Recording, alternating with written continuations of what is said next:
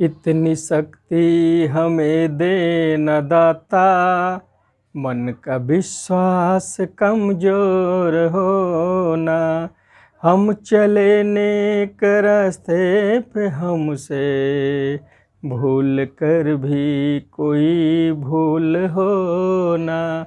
इतनी शक्ति हमें दे न दाता, मन का विश्वास कमजोर होना। मन का विश्वास कमजोर होना। नमस्कार, जय हिंद, वंदे मातरम। मित्रों, आपका एक बार फिर से उज्ज्वल क्लासेस आरटीपी में पुनः स्वागत है, अभिनंदन है। आज हम इस कोरोना के वैश्विक महामारी में, इस लॉकडाउन में, इतने गर्मी के मौसम में आप लोगों के लिए हर रोज़ प्रयास कर रहे हैं कि अधिक से अधिक वीडियो बना करके आप लोगों तक पहुंचाऊं, ताकि जो घरों में बैठे हुए हैं, आप लोग कैद हैं, विद्यालय सब बंद हैं, कहीं से भी शिक्षण कार्य नहीं हो पा रहा है, तो हमारे इस चैनल उज्ज्वल क्लासेस आरटीपी का यही उद्देश्य है कि हम लोग निःशुल्क रूप से अपने विद्यार्थियों के पास, छात्रों के पास अपने ज्ञान को पहुंचाने का कार्य करें। इसी आशा विश्वास के साथ हम सभी इस उज्ज्वल क्लासेस आरटीपी के मेंबर संपूर्णानंद सर जी, पारसमणि चौहान सर जी, मैं भागवत त्रिपाठी और भी बहुत से सहयोगी अध्यापकगण हैं, जो यही कामना किए हुए हैं कि ताकि हम इस लॉकडाउन में आप लोगों तक अधिक से अधिक ज्ञान को पहुंचा सकें। तो मित्रों, हम आज कक्षा 11 और 12 के विद्यार्थियों के लिए हिंदी विषय से संबंधित जो टॉपिक्स लेकर आए हैं, उस टॉपिक का नाम है हिंदी साहित्य का इतिहास। मित्रों, हिंदी साहित्य का इतिहास से संबंधित हिंदी के पेपरों में अधिकांशतः हर साल 10 नंबर के क्वेश्चन पूछे जाते हैं। काव्य से संबंधित हिंदी साहित्य के इतिहास से 5 नंबर का क्वेश्चन आता है, और गद्य से संबंधित हिंदी साहित्य के इतिहास से 5 नंबर का क्वेश्चन आता है। चाहे वह 9 का पेपर हो या 10 का पेपर हो, 11 का हो या 12 का हो।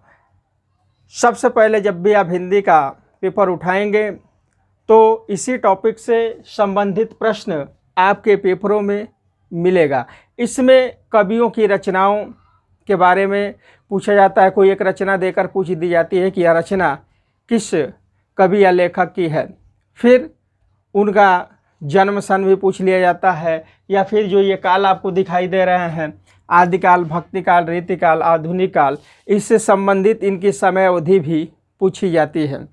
तो आइए हम हिंदी साहित्य का इतिहास है, इसको हम थोड़ा सा विस्तारित रूप में जानने का प्रयत्न करें, और इससे संबंधित जो क्वेश्चन पेपर में आते हैं उसको भी जानने का प्रयत्न करेंगे। देखिए, सर्वप्रथम आप ये जान जाइए कि अगर 9 के विद्यार्थी हैं तो आपके पेपरों में आदिकाल और भक्तिकाल से संबंधित प्रश्न पूछे जाते हैं।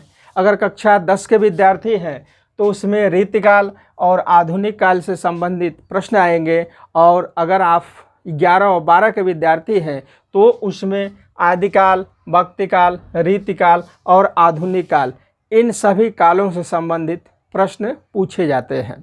तो सर्वप्रथम हम ये जानेंगे कि आदिकाल हिंदी साहित्य का जो यह इतिहास है, यह एक पुस्तक है, और इस पुस्तक के रचनाकार कौन है। तो इनके रचनाकार के बारे में मैं बता देना चाह रहा हूं कि इसके जो रचनाकार हैं वो आचार्य रामचंद्र शुक्ल हैं। तो ये क्वेश्चन आपका बन गया।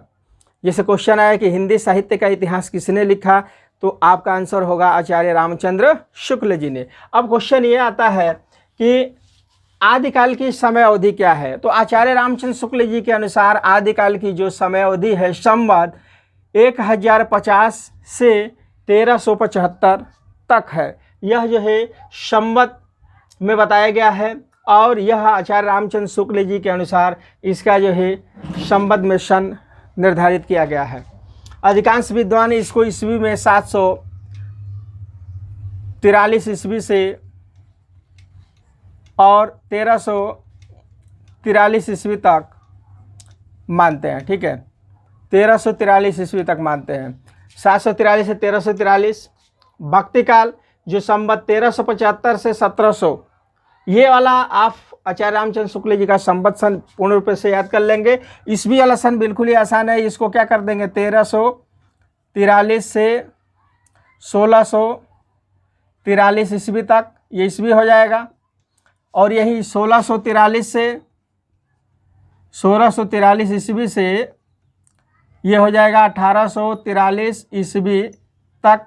और 1843 से आज तक, 1843 ईस्वी से अब तक का जो काल है या समय अवधि है वह जो है आधुनिक काल का है। 1343 से अब तक यानी आज तक का जो समय है उसको आधुनिक काल के नाम से जाना जाता है। तो यहाँ पे जैसे संवत में पूछा जाए तो 1050 से 1375, 1375 से 1700, 1700 से 1900 और 1900 से आज तक बताया गया है। देखिए, क्योंकि हिंदी साहित्य के इतिहास पर बहुत से विद्वानों ने अपने अनुसार बहुत से ग्रंथों को लिखा है, लेकिन उन सभी ग्रंथों में सबसे महत्वपूर्ण जो ग्रंथ है हिंदी साहित्य के इतिहास के लिए, वह आचार्य रामचंद्र शुक्ल द्वारा रचित हिंदी साहित्य का इतिहास है। हिंदी साहित्य का इतिहास लिखने का सर्वप्रथम प्रयास जिस विद्वान ने किया था, उस विद्वान का नाम है Garcin de Tassy. The modern vernacular literature of Hindustan, इसको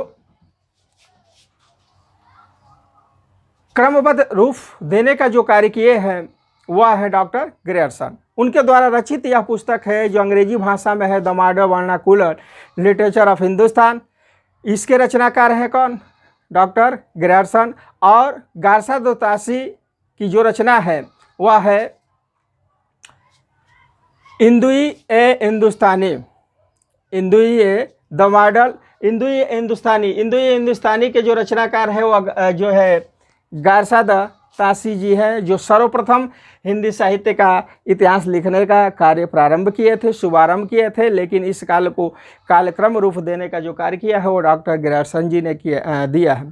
ठीक है, तो आप यहाँ पे आदिकाल की जो महत्वपूर्ण रचना है उस रचनाओं को जानेंगे। तो आदिकाल की जो जैसे क्वेश्चन पूछा जाता है कि प्रथम महाकाव्य कौन सा है, 9-10 के पेपरों में या 11-12 के पेपरों में ये पूछ दिया जाएगा कि आदिकाल का प्रथम महाकाव्य कौन सा है, तो पृथ्वी राज रासो। पृथ्वीराज रासो को, ठीक है, पृथ्वीराज रासो को आदिकाल का प्रथम महाकाव्य माना गया है, जिसमें 69 सर्ग हैं और इसके रचनाकार हैं चंद्रवरदाई जी। जिससे क्वेश्चन ये आता है कि पृथ्वीराज रासो के रचनाकार कौन है, तो चंद्रवरदाई आपका आंसर होगा। या हिंदी का प्रथम महाकाव्य कौन सा है, तो पृथ्वीराज रासो है। ठीक है, तो पृथ्वीराज रासो जिसमें पिंगल भाषा है और इस समय पिंगल और डिंगल इन दो भाषाएं आदिकाल में चला करती थी। तो अब क्वेश्चन ये आता है कि आदिकाल, भक्तिकाल, रीतिकाल, आधुनिक काल, इन सभी कालों में सर्वविवादित काल कौन सा है, क्योंकि इन कालों के नामकरण को लेकर के विद्वानों में एक मतता नहीं है। अलग अलग विद्वानों ने इसका अलग अलग नाम दिया है।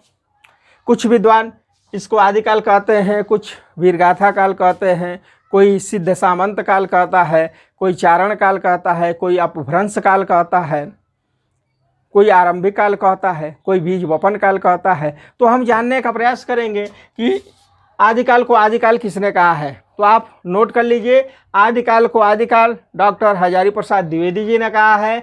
आदिकाल को बीज वपन काल किसने कहा है, तो आदिकाल को बीज वपन काल आचार्य महावीर प्रसाद द्विवेदी जी ने कहा है। आदिकाल को वीर गाथा काल नाम देने वाले विद्वान का नाम है आचार्य रामचंद्र शुक्ल।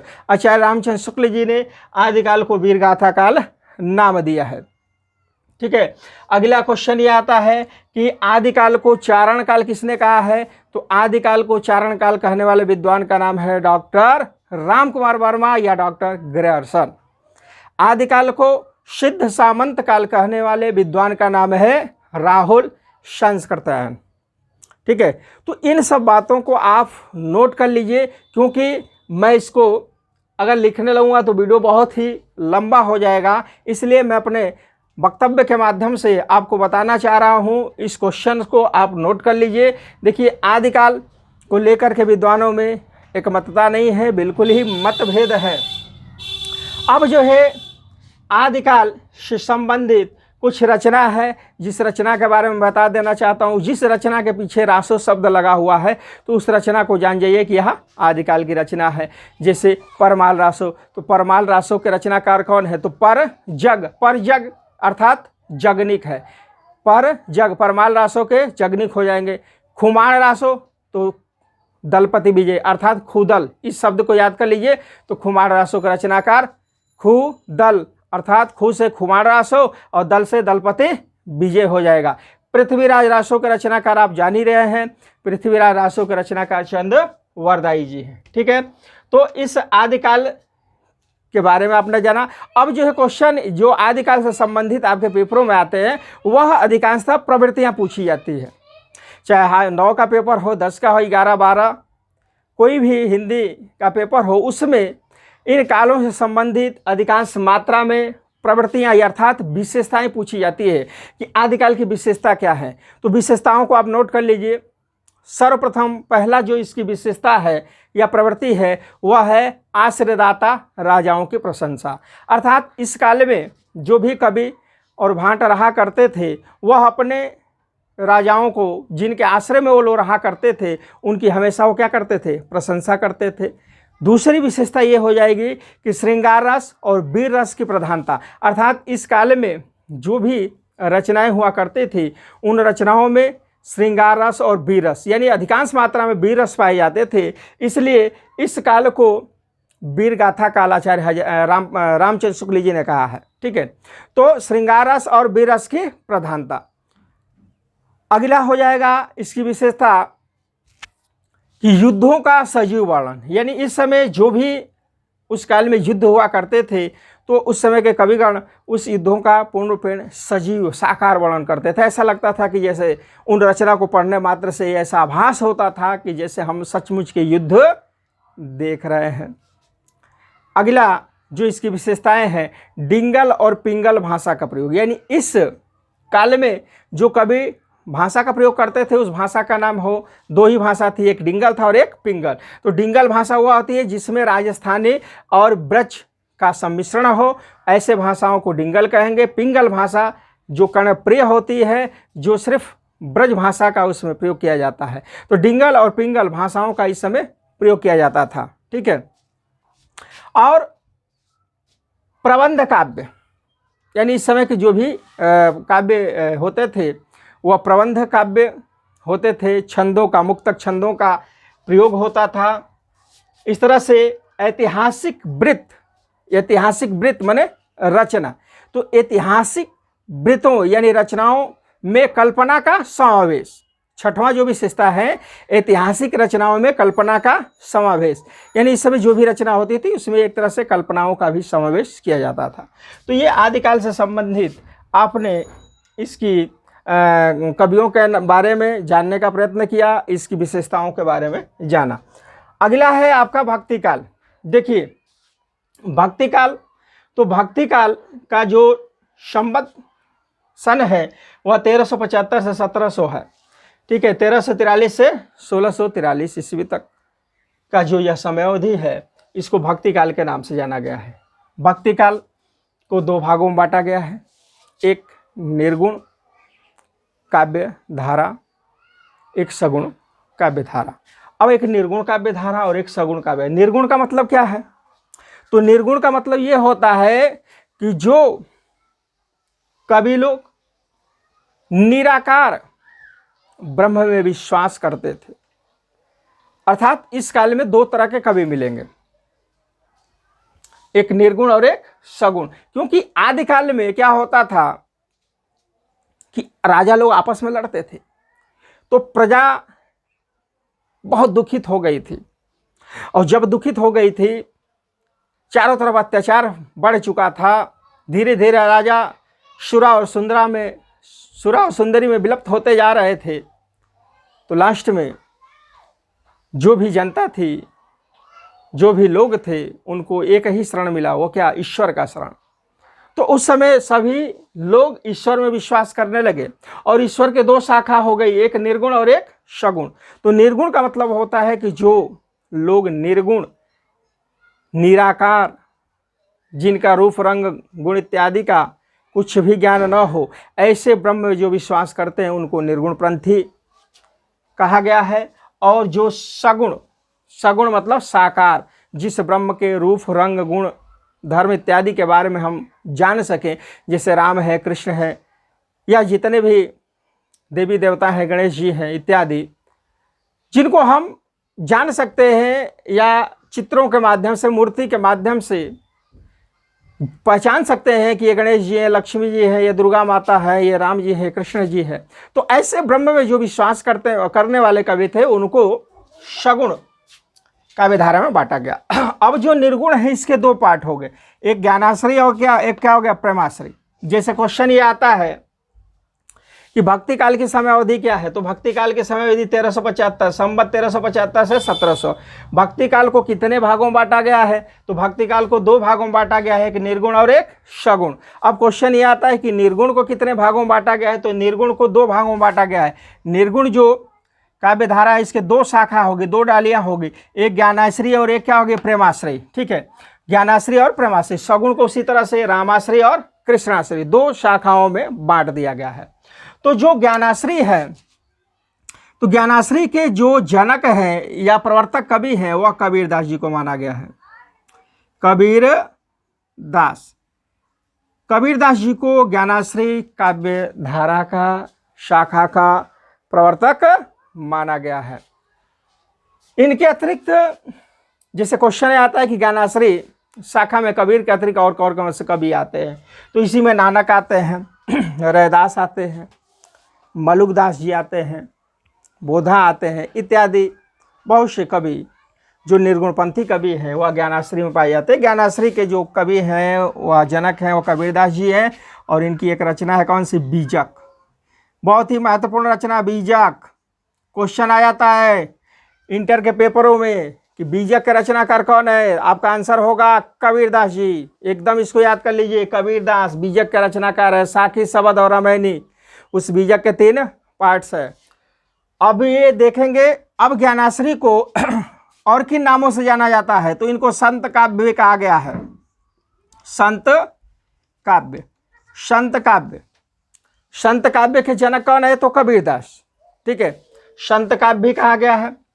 प्रेमाश्रय जो शाखा है, इसके जो जनक हैं वह जो है मलिक मोहम्मद जायसी जी को माना गया। मलिक मोहम्मद जायसी, मलिक मोहम्मद जायसी जी को प्रेमाश्रय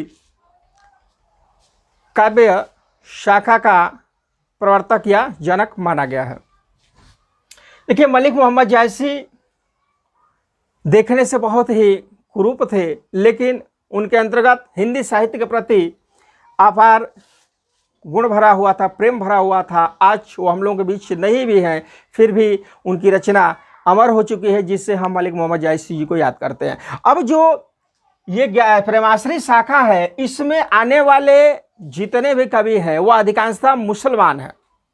मुस्लिम संप्रदाय के लोग या मुस्लिम जो कवि हैं वह जो है प्रेमाश्रय शाखा के अंतर्गत पाए जाते हैं। ज्ञानाश्रय शाखा, ज्ञानाश्रय का मतलब क्या है, यानी ज्ञान के ऊपर आश्रय, यानी इसमें जो भी कवि हुआ करते थे, अब उनके मन में एक तरह से इस संसार के प्रति विरक्ति की भावना उत्पन्न हो गई थी। वो जान गए थे कि कोई एक शक्ति है जो पूरे सृष्टि को चलाती है और हम सभी लोग उस ईश्वर के वंशज है और वह ईश्वर हर एक कण कण में परिव्याप्त है। और ये क्या होता है कि प्रेमाश्रय, तो प्रेमाश्रय में यह लोक यानी इस लोक के काल्पनिक जो पात्र थे या वास्तविक जो पात्र थे, राजा और रानी इत्यादि, इनका माध्यम एक बना करके और एक ईश्वर की उपासना की जाती थी।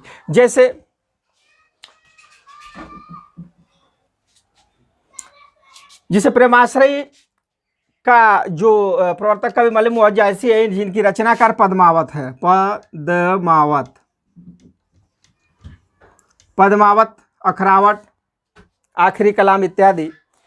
यह जो है मलिक मोहम्मद जायसी की रचना है, जिसमें से पद्मावत बहुत ही महत्वपूर्ण रचना है। क्वेश्चन आता जाता है कि पद्मावत के रचनाकार कौन है, तो पद्मावत के जो रचनाकार है मलिक मोहम्मद जायसी। पद्मावत में कौन सी भाषा है, तो पद्मावत में अवधी भाषा है। बिल्कुल याद कर लेंगे आप, पद्मावत में अवधी भाषा है। अब इस प्रेमाश्रय को और किस नाम से जाना जाता है, तो प्रेमाश्रय का एक और नाम है सूफी, सूफी काव्यधारा,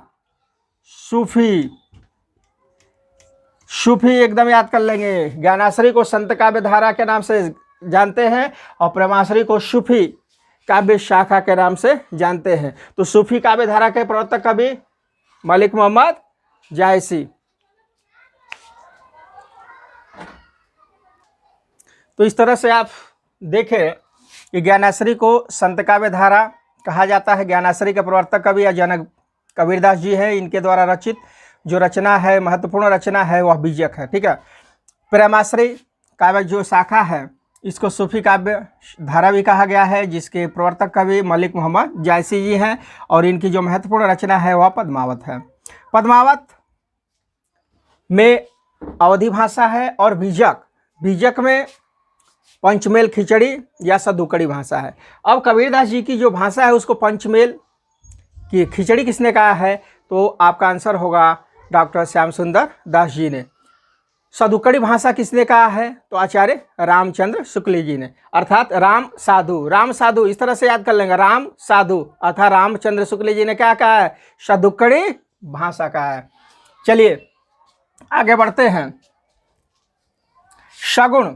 सगुण जो काव्यधारा है, सगुण काव्यधारा के अंतर्गत आने वाले जितने भी कवि हैं वह साकार ब्रह्म में विश्वास करते थे। जिस ब्रह्म के रूप, रंग, गुण, धर्म इत्यादि के बारे में हम जान सके वही जो है सगुण ब्रह्म है। और सगुण ब्रह्म के जो उपासक है वह दो तरह के उपासक है, एक रामाश्रय यानी राम के उपासक और एक कृष्णाश्रय यानी कृष्ण के ऊपर आश्रित अर्थात कृष्ण के उपासक। तो रामाश्रय काव्यधारा के जो जनक है वह है तुलसीदास। तुलसीदास जी रामाश्रय काव्यधारा के जनक माने गए हैं, जिनकी महत्वपूर्ण रचना आप लोग सभी लोग विदित है उससे रामचरितमानस। इनसे संबंधित तमाम तरह के क्वेश्चंस या रचनाएं पूछे जाते हैं। तो जो तुलसीदास जी की प्रमाणिक जो रचना है उसकी संख्या 12 बताई गई है। ठीक है। रामाज्ञा प्रश्न, रामलल्ला, नछु, भैरवी रामायण, संदीपनी रामायण, जानकी मंगल, पार्वती मंगल, रामचरित मानस, गीतावली, कवितावली, दोहावली। तो जिस रचना के अंत में देखिए वली लगा हो, तो इससे भी आप जान लीजिए कि यह रचना किसकी होगी, तुलसीदास जी की होगी। और इसमें से अधिकांशतः जो रचना जो महत्वपूर्ण है, जो महाकाव्य है रामचरितमानस, इससे संबंधित 9, 10, 11, 12 के पेपरों में अधिकांशतः पूछा जाता है। रामचरितमानस में कांड कितने हैं, तो रामचरितमानस में 7 कांड है। एकदम दिमाग में बैठा लीजिए, 7 कांड है। क्वेश्चन पूछा जाता है कि रामचरितमानस में कौन सी भाषा है, तो रामचरितमानस में जो भाषा है वह कौन सी है, अवधी। रामचरितमानस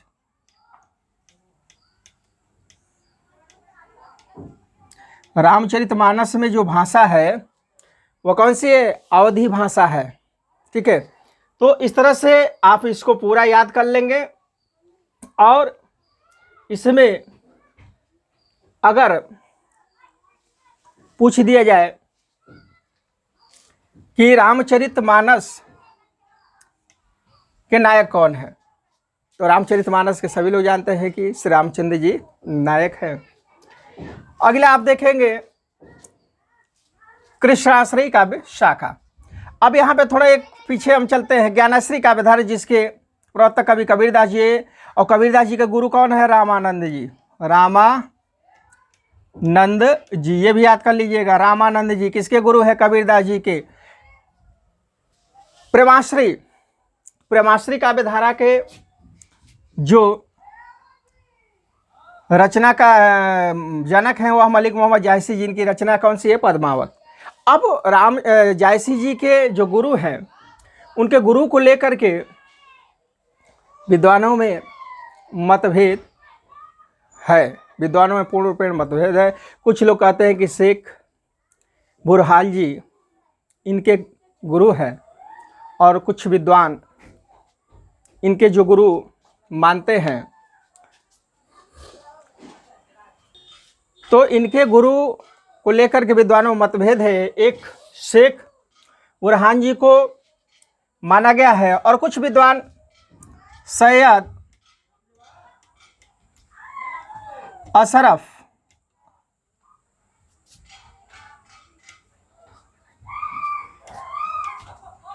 अशरफ को इनका गुरु स्वीकार करते हैं। ठीक है, अब क्वेश्चन ये आता है कि तुलसीदास जी के गुरु कौन है। तो तुलसीदास जी के जो गुरु हैं वह एकदम नोट कर लीजिए आप लोग, नरहरिदास जी। तुलसीदास जी के गुरु का नाम है नरहरिदास जी। तो इतना आपको कंफर्म हो गया। अब जो है अगली जो शाखा है इसको हम मिटा देते हैं। अगली जो शाखा है कृष्णाश्रयी। कृष्णाश्रयी शाखा से तात्पर्य कि उस समय के जितने भी कवि हैं वह कृष्ण के ही ऊपर जो है आश्रित थे। कृष्ण के ऊपर आश्रित रहने वाले कवि को कृष्णाश्रयी शाखा के अंतर्गत रखा गया है।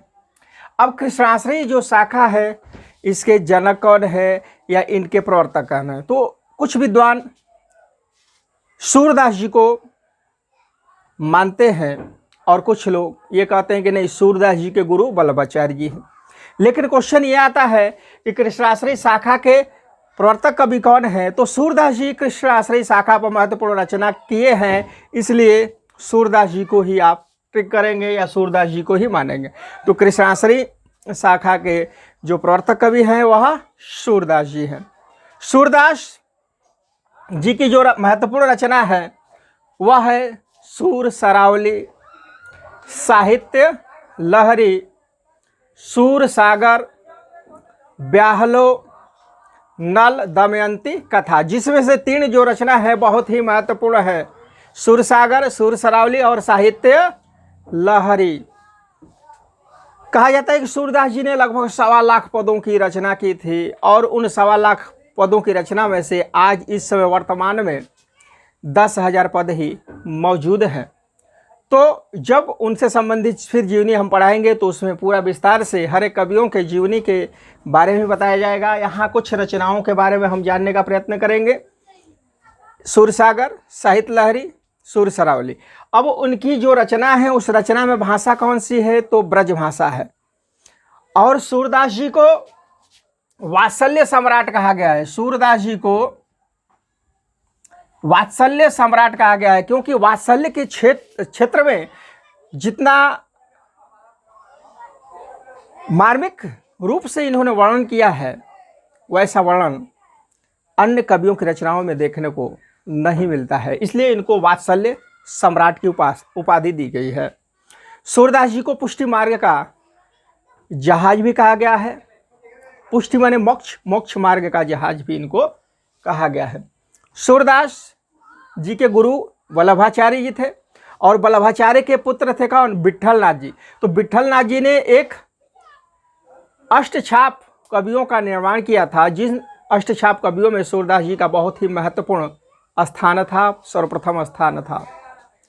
अष्टछाप कवियों में विट्ठलनाथ जी ने 4 अपने शिष्यों को लिया और 4 वल्लभाचार्य जी के शिष्यों को लेकर के अष्टछाप कवियों का निर्माण किया।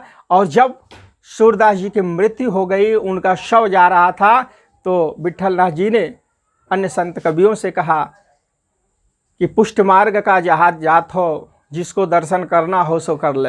यानी मोक्ष के मार्ग का यह जहाज है। इससे विदित होता है कि सूरदास हिंदी साहित्य के क्षेत्र में एक तरह से मानो गगन के सूर्य हैं। जिसे गगन आसमान में सूर्य उदित होता है तो चारों तरफ प्रकाश फैल जाता है, उसी तरह से हिंदी साहित्य के क्षेत्र में सूरदास जी की जब रचनाओं को पढ़ा जाता है तो ऐसा विदित होता है कि मानो चारों तरफ सूर्य दास जी सूर्य के रूप में आलोकित हो गए, प्रकाशित हो गए। तो इनकी जो रचना है ज्ञात्मक शैली में है, ब्रजभाषा का प्रयोग हुआ है। बहुत ही मधुरमय इनकी भाषा है।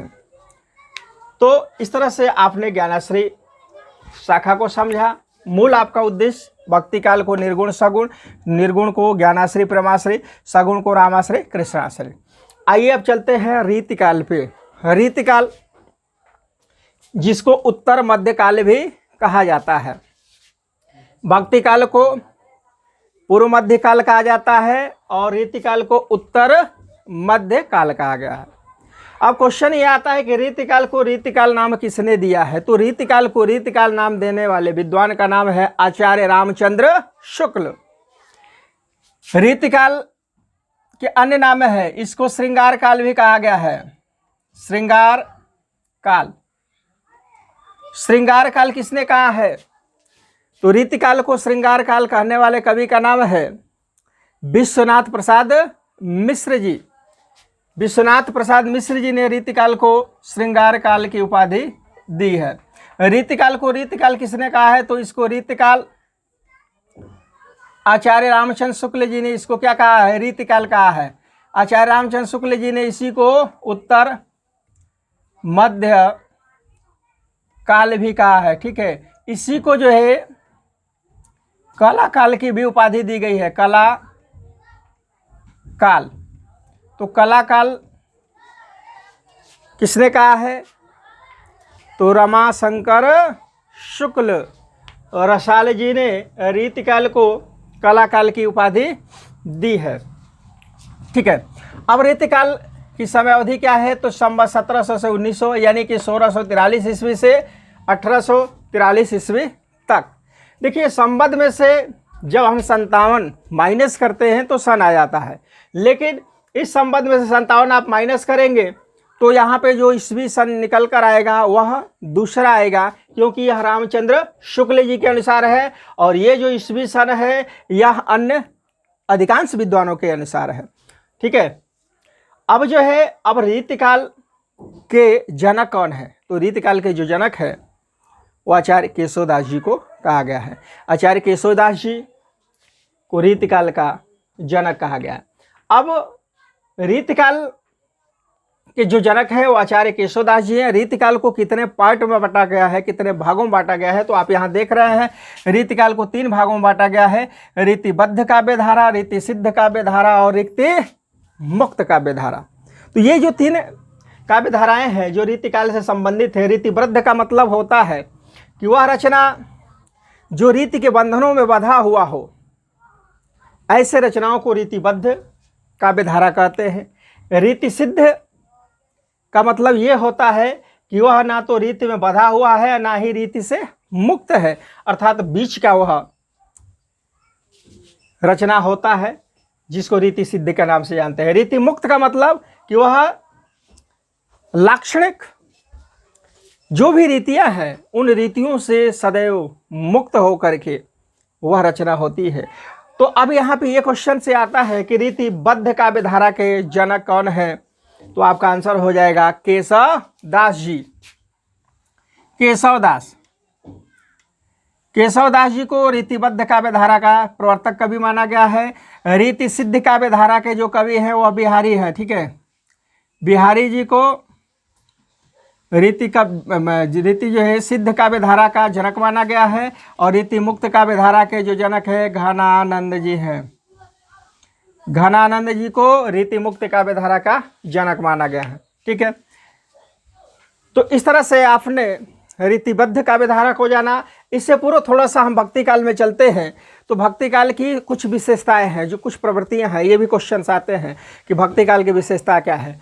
तो देखिए, भक्ति काल की जो विशेषता है, पहली विशेषता तो ये है कि गुरु की महिमा का वर्णन। यानी इस काल के जितने भी कवि हैं वह अपने गुरु को सर्वप्रथम मानते हैं और गुरु के बिना ज्ञान संभव नहीं, इस धारणा को ये लोग बताने का प्रयास करते हैं। तो गुरु की महिमा पहला विशेषता होगी, गुरु महिमा। दूसरी विशेषता अहंकार का त्याग, अर्थात हमें किसी भी प्रकार का कोई अहंकार नहीं करना चाहिए। जो कुछ भी संसार में है वह नश्वर है, यह शरीर भी नश्वर है, अतः हे मनुष्य तू किस चीज़ का अहंकार करता है। तो अहंकार त्याग की भावना, गुरु की महत्वता का प्रतिपादन, मूर्ति पूजा का खंडन, मूर्ति पूजा में ये लोग विश्वास नहीं करते थे। ईश्वर सर्वव्यापी, एक ईश्वर में विश्वास, इस तरह के इन कवियों ने अपनी विशेषताओं को बताया है। अवधी और ब्रज भाषा का प्रयोग अधिकांश रचनाओं में आप देखेंगे तो आपको अवधी भाषा और ब्रज भाषा इन विशेषताओं में मिलेगी। ठीक है, अब जो है एक क्वेश्चन इसी में से मैं बता दे रहा हूँ भक्ति काल में कि हिंदी साहित्य के इतिहास में सर्वप्रथम जो महिला कवित्री है उसका नाम बताइए। तो आंसर हो जाएगा मीराबाई जी। मीराबाई भी भक्ति काल की ही कवित्री है और वो भी ब्रजभाषा में रचना किया करती थी, कृष्ण की अनन्य भक्त थी, तो उनको हिंदी साहित्य का प्रथम कवित्री माना गया है, जिनके गुरु का नाम क्या है? रविदास। मीराबाई के गुरु का नाम रैदास है।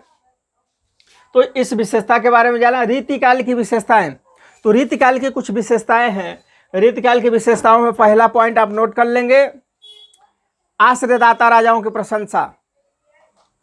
दूसरी विशेषता श्रृंगार रस की प्रधानता, यानी अधिकांश जितने भी रचनाएं हैं उसमें श्रृंगार रस अधिक मात्रा में पाया जाता है। राष्ट्रीयता की भावना का अभाव, राष्ट्रीयता की भावना इसमें कहीं पर भी नहीं है।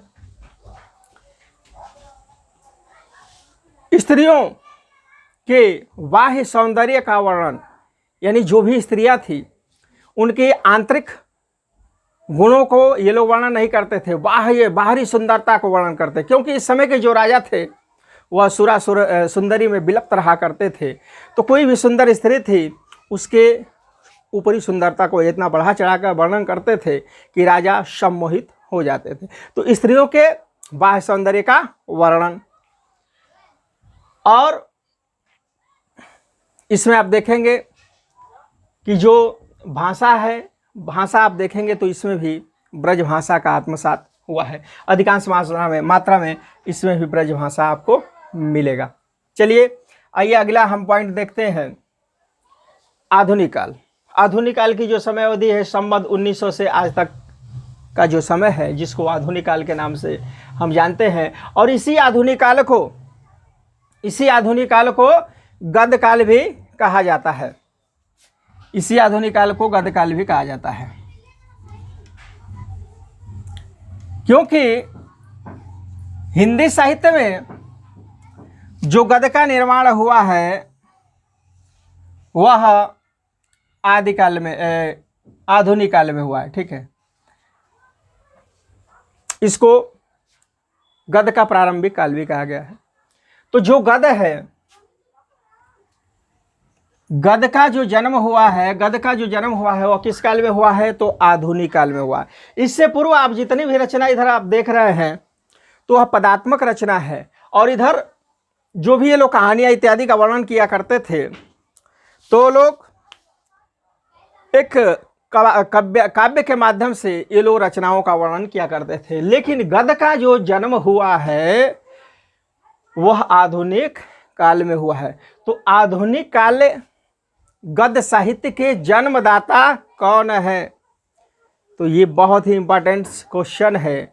आधुनिक हिंदी गद्य साहित्य के जो जन्मदाता हैं वह है भारतेंदु हरिश्चंद्र। भारतेंदु हरिश्चंद्र जी को गद्य का जन्मदाता माना गया है, और यहीं से जो भी हम लोग कहानियाँ पढ़ते हैं, उपन्यास पढ़ते हैं, जीवनी पढ़ते हैं, आत्मकथा पढ़ते हैं, रेडियो है, रूपक है, डायरी है, इत्यादि जितनी भी गद्यात्मक रचनाएं हैं उन सब का जन्म यहीं पे हुआ है। इससे पूर्व आपको जो भी उपन्यास, नाटक, जो भी कुछ मिलता होगा वह पदात्मक रूप में मिलता होगा, या फिर संस्कृत साहित्य में गद्य मिलता होगा, लेकिन हिंदी में जो गद्य मिलता है वह आपको मिलता है आधुनिक काल में। तो देखिए आधुनिक काल की कुछ गद्य विधाएं हैं। ठीक है, इस आधुनिक काल को युगों में बांटा गया है। युगों में जैसे भारतेंदु युग, द्विवेदी युग, छायावादी युग, प्रगतिवादी युग, प्रयोगवादी युग, नई कविता का युग। आधुनिक काल को युगों में बांटा गया है। अब ये क्वेश्चन ये आता है कि इन सभी युगों में से कौन सा युग है जिसको हम स्वर्ण युग कहते हैं।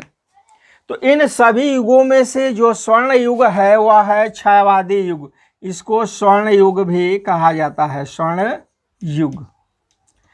इन कालों में से किस काल को स्वर्ण काल कहा गया है? तो भक्ति काल को। ये भी याद कर लीजिएगा, स्वर्ण काल।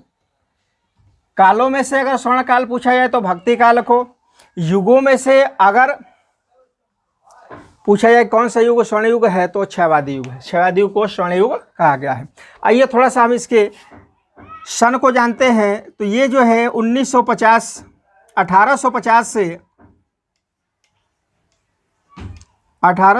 से 1900 ईस्वी तक के काल को भारतेंदु युग कहा गया है। 1900 से 1920 ईस्वी तक के समय को द्विवेदी युग कहा गया है। 1920 से 1936 ईस्वी तक के समय को क्षयवादी युग कहा गया है। 1936 ईस्वी से 1943 ईस्वी तक के समय को प्रगतिवादी युग कहा गया है। और 1943 से 1953 ईस्वी तक के समय को प्रयोगवादी युग कहा गया है। और 1953 ईस्वी से अब तक के समय को नई कविता का युग कहा गया है। तो आइए आधुनिक काल में हम जो है समझने का प्रयत्न करते हैं कि किस युग में कौन कौन सी रचनाएं हुई। थोड़ा सा वीडियो बहुत लंबा हो जा रहा है, आप लोग वीडियो के अंत तक बने रहिए। थोड़ा सा घबराएंगे तो कार्य नहीं चलेगा, क्योंकि बहुत ही इंपॉर्टेंट चीज़ें हैं। इससे संबंधित 10 नंबर के क्वेश्चन आते हैं। तो आइए थोड़ा सा देखते हैं द्विवेदी जो भारतेंदु युग है 1850 से 1900 ईस्वी तक। अब भारतेंदु युग में जो महत्वपूर्ण रचनाएं हैं वह रचना नीचे लिख दिया गया है। यानी इसी युग में कहानी, उपन्यास, नाटक, एकांकी, यात्रा वृत्तांत, निबंध, जीवनी इत्यादि कई गद्यविधाओं का जन्म हो चुका था। इसीलिए भारतेंदु हरिश्चंद्र जी को आधुनिक हिंदी गद्य साहित्य का जन्मदाता माना गया है। अब भारतेंदु हरिश्चंद्र जी की कुछ पत्रिकाएं हैं, जैसे कवि वचन सुधा, ये एकदम नोट कर लीजिए, बिल्कुल इंपॉर्टेंट है। कवि वचन सुधा पत्रिका के संपादक कौन है? भारतेंदु हरिश्चंद्र। हरिश्चंद्र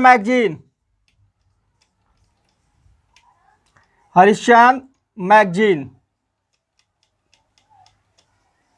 ये भी एकदम इंपॉर्टेंट। हरिश्चंद्र मैगजीन के संपादक भारतेंदु हरिश्चंद्र। बाल प्रबोधनी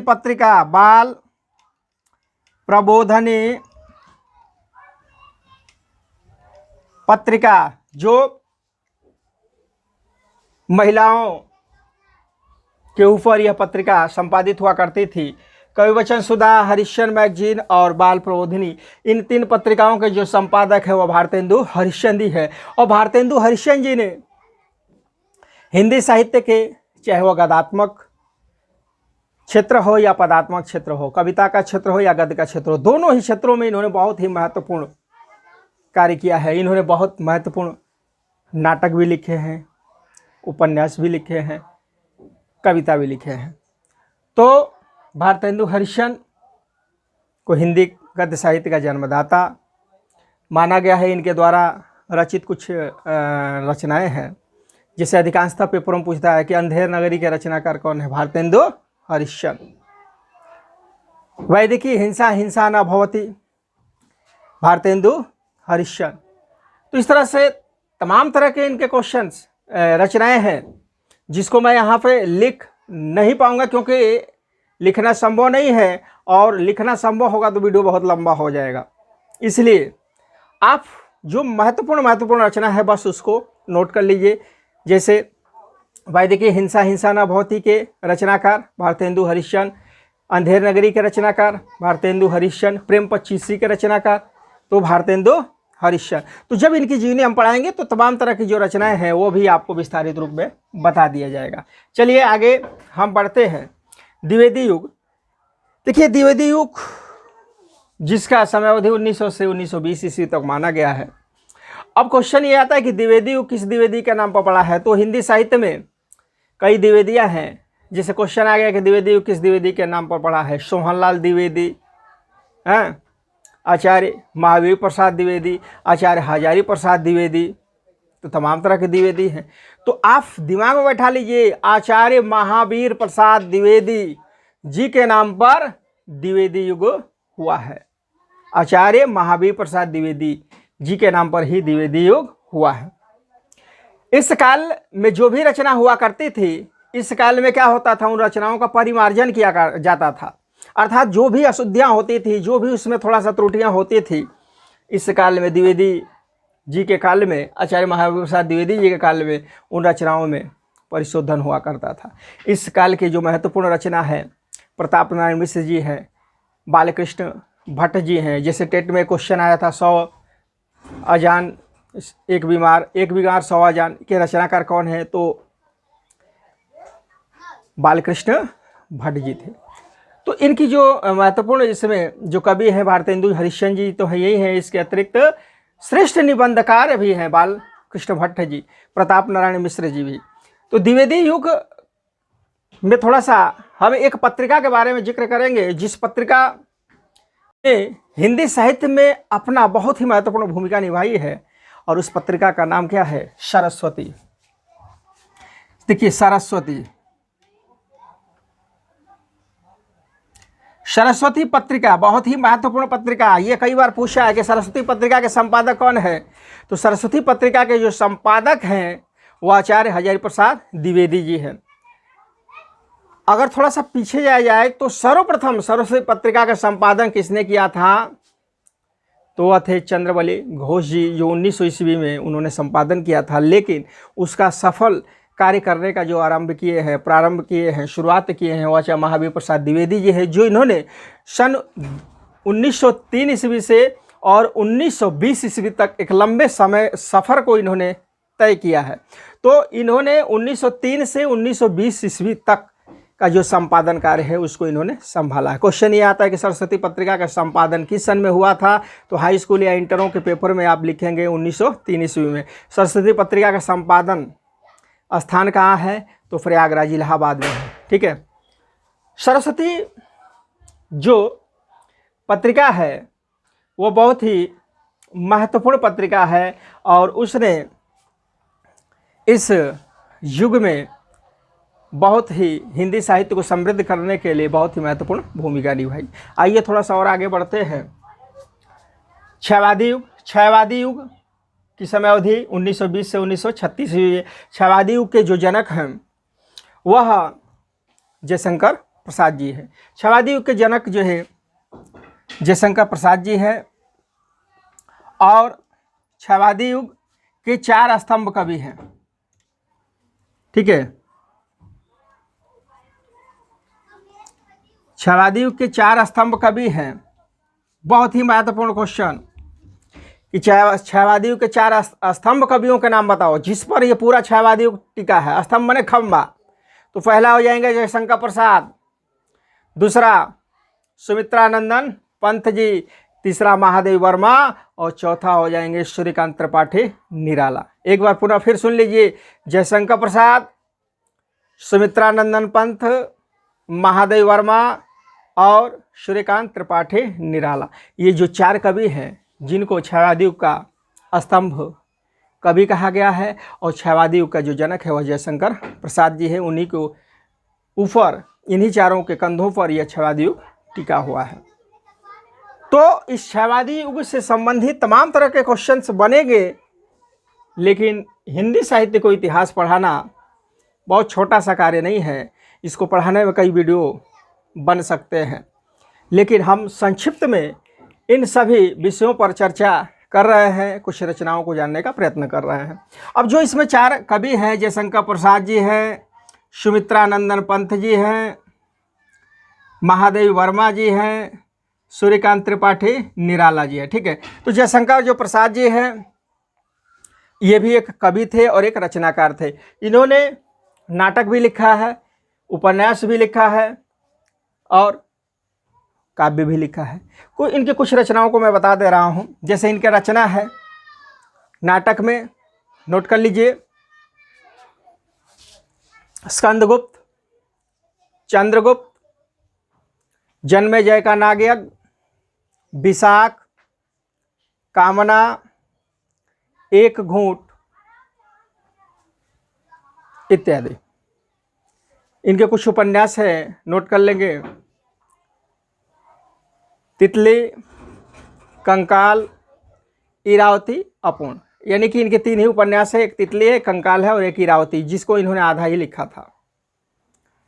इसके अतिरिक्त इनके द्वारा लिखित, जयशंकर प्रसाद के द्वारा लिखित एक महाकाव्य है जो बहुत ही महत्वपूर्ण महाकाव्य है, जिसका नाम क्या है, कामायनी। क्वेश्चंस कई बार पूछा जाता है कि कामायनी के रचनाकार कौन है, तो कामायनी के रचनाकार जयशंकर प्रसाद जी हैं। कामायनी किस भाषा में रचित है, तो खड़ी बोली हिंदी में वह रचित है। और कामायनी में कितने सर्ग हैं, ये भी इम्पॉर्टेंट क्वेश्चन है। कामायनी में 15 सर्ग हैं। तो अब आगे बढ़ते हैं। सूर्यकांत त्रिपाठी निराला, जिनको प्रकृति का सुकुमार कवि कहा गया है। ठीक है, प्रकृति का सुकुमार कवि कौन है, तो ये सुमित्रानंदन पंत जी। सुमित्रानंदन पंत को प्रकृति का सुकुमार कवि कहा गया है। वीणा, गुंजन इत्यादि इनकी बहुत सी रचनाएं हैं। महादेव वर्मा, जिनको आधुनिक मीरा की संज्ञा दी गई है, और इनकी जो रचना है मेरा परिवार, दिया, गिल्लू, हिमालय इत्यादि बहुत सी रचनाएं हैं। सूर्यकांत त्रिपाठी, जिसको महाप्राण की उपाधि दी गई है, महारुद्र की उपाधि दी गई है। सरोज स्मृति, जो इनकी सर्वप्रथम रचना है, 1916 में प्रकाशित हुई थी।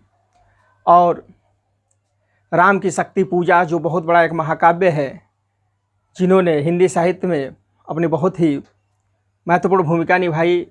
सूर्यकांत त्रिपाठी निराला द्वारा लिखित व्यंग्यात्मक कविता है वह तोड़ती पत्थर जिसे मैंने देखा इलाहाबाद के पथ पर। यह सूर्यकांत त्रिपाठी निराला, जिन्होंने अपने योगदान से हिंदी साहित्य को बहुत ही समृद्ध करने का कार्य किया। तो इस तरह से आप देख रहे हैं जयशंकर प्रसाद, सुमित्रानंद, महादेव वर्मा और ये सूर्यकांत त्रिपाठी निराला, जिनको छवादी युग का स्तंभ कवि माना गया है। देखिए, पीड़ा की गायिका किसे कहा गया है, ये भी क्वेश्चन है। पीड़ा की गायिका, तो पीड़ा की गायिका जो है महादेवी वर्मा जी को कहा गया है, और मीराबाई को भी कहा गया है। ये लोग विरह में गाती थी, विरह के गीत गाया करती थी। आगे अब देखते हैं प्रगतिवादी युग। ठीक है, प्रगतिवादी युग, इसमें चांद जो पत्रिका है जिसके संपादक महादेवी वर्मा जी हैं। प्रगतिवादी युग और प्रयोगवादी युग, इसके जो जनक हैं वह अज्ञेय जी को माना गया है। और अज्ञेय जी का पूरा नाम है सच्चिदानंद हीरानंद वात्स्यायन अज्ञेय। एक क्वेश्चन ये आता है कि अज्ञेय जी का पूरा नाम क्या है, सच्चिदानंद हीरानंद वात्स्यायन अज्ञेय। 1936 से 1943 ईस्वी तक की समयावधि है। और इस प्रगतिवादी और प्रयोगवादी युग में एक तरह से जो भी शोषक वर्ग हैं, जो गरीबों का शोषण किया करते थे, उनके ऊपर अपनी लेखनी के माध्यम से कठोराघात करने का इस युग में कार्य किया गया है। नए उपमानों को खोजा गया है।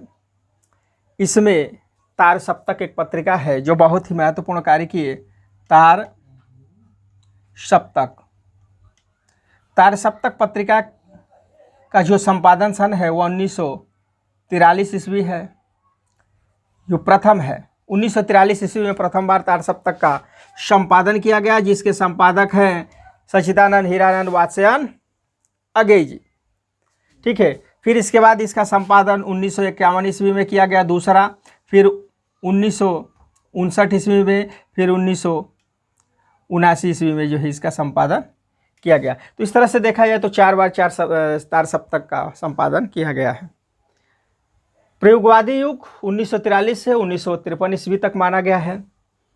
अब जो है हम नई कविता पर चलते हैं। राय कृष्णदास जी को नई कविता का एक तरह से जनक माना गया है। वह गद्यात्मक रूप में नई कविता को लिखने का कार्य किए हैं और इस तरह के आज की जो भी रचनाएं मिलती हैं वह स्वच्छंदतावादी यानी स्वच्छंदतावादी छंद में रचना मिलती है।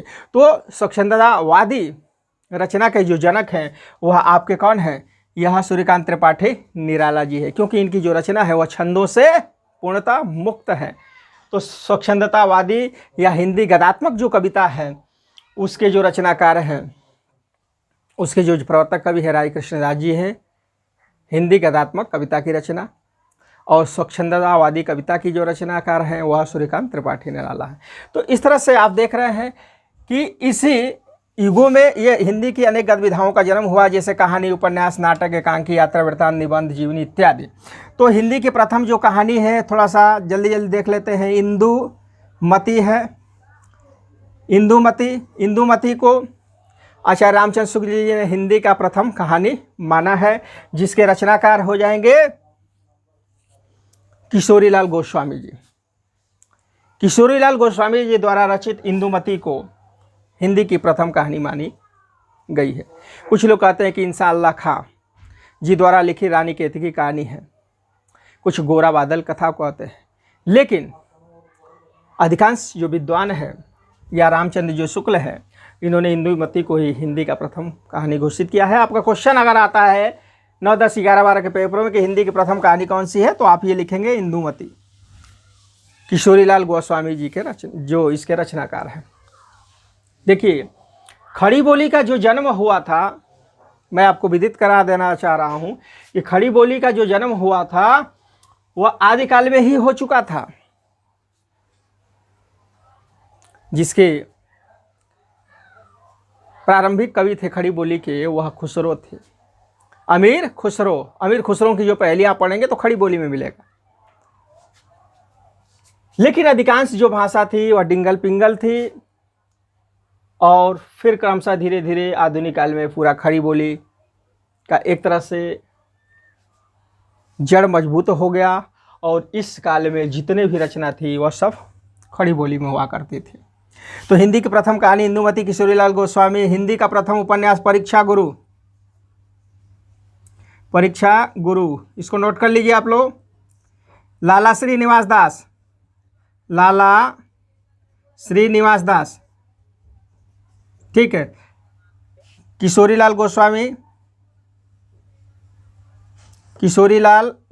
लाला श्रीनिवास दास। हिंदी का जो प्रथम नाटक है वह नहुष, हिंदी का प्रथम जो नाटक है वह नहुष है, जिसके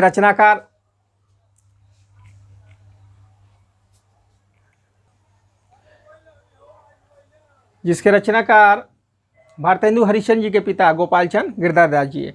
तो हिंदी का जो प्रथम नाटक जिसको माना गया वह कौन सा है? नहुष है, गोपालचंद गिरधारदास। हिंदी की जो प्रथम एकांकी है वह है एक घूंट, इसको नोट कर लीजिए आप लोग, एक घूंट, जिसके रचनाकार है जयशंकर प्रसाद। हिंदी की जो प्रथम यात्रा वृत्तांत है सरयू पार की यात्रा, सरयू पार की यात्रा के जो रचनाकार है भारतेंदु हरिश्चंद्र जी है। हिंदी का जो प्रथम निबंध है वह है अर्धकथानक, शिवपूजन जी दास द्वारा लिखित जो है अर्धकथानक, जो रूपाभ पत्रिका में आया था अर्धकथानक। हिंदी का जो प्रथम जीवनी है वह मीराबाई का जीवन चरित्र है, मीराबाई का जीवन चरित्र, जिसको हिंदी का प्रथम जीवनी माना गया है। लेकिन इस जीवनी पर भी विद्वानों में मतभेद है, कुछ विद्वान किसी और को बताते हैं, लेकिन अधिकांश विद्वानों के अनुसार मीराबाई का जीवन चरित्र को ही हिंदी की प्रथम जीवनी मानी गई है। इसके अतिरिक्त जो नई गद्यविधाएँ हैं, जैसे रेडियो है, रूपक है, डायरी है, ये तमाम तरह की जो गद्यविधाएँ हैं, 17-18 गद्यविधाएँ हैं, इन सभी गद्यविधाओं का जो जन्म हुआ है वह आधुनिक काल में हुआ है, ठीक है। तो इस तरह से यह आप हिंदी साहित्य के इतिहास को आपने संक्षिप्त रूप में जानने का प्रयास किया और इससे संबंधित तमाम तरह के क्वेश्चंस हिंदी के पेपरों में 9, 10, 11, 12 के पेपरों में हर साल पूछे जाते हैं। इनकी प्रवृत्तियाँ पूछी जाती हैं, महत्वपूर्ण रचनाएं पूछी जाती हैं। अगर मेरे द्वारा पढ़ाया हुआ यह हिंदी साहित्य का इतिहास आपको अच्छा लगा होगा तो प्लीज़ हमारा चैनल उज्ज्वल क्लासेज RTP को आप सब्सक्राइब करें, शेयर करें, कमेंट करें तथा अधिक से अधिक लाइक करें। इन्हीं सब आशा विश्वास के साथ मैं अपनी वाणी को विराम देता हूँ। धन्यवाद। जय हिंद, जय भारत।